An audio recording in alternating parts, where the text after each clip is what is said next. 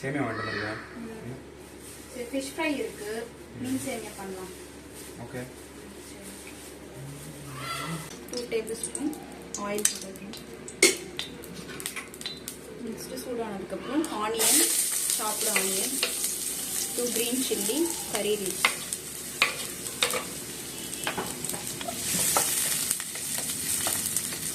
Chilli powder ஒரு 1/2 teaspoon, garam masala ஒரு 1/4 teaspoon.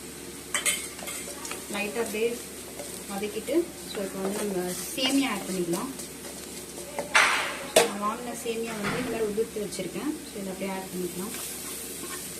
Fish fry வந்து இந்த மாதிரி உதிர்த்து வச்சுருக்கேன். ஸோ முள்ளெல்லாம் இருக்கும், அதெல்லாம் எடுத்துகிட்டு இதில் வந்து ஆட் பண்ணிக்கலாம். மேக்ஸிமம் முள் இல்லாத ஃபிஷ்ஷாக எடுத்துக்கிட்டிங்கன்னா ஈஸியாக இருக்கும், குழந்தைங்களாம் சாப்பிட்றதுக்கு கொஞ்சம் ஈஸியாக இருக்கும். ஸோ இதை லைட்டாக அப்படியே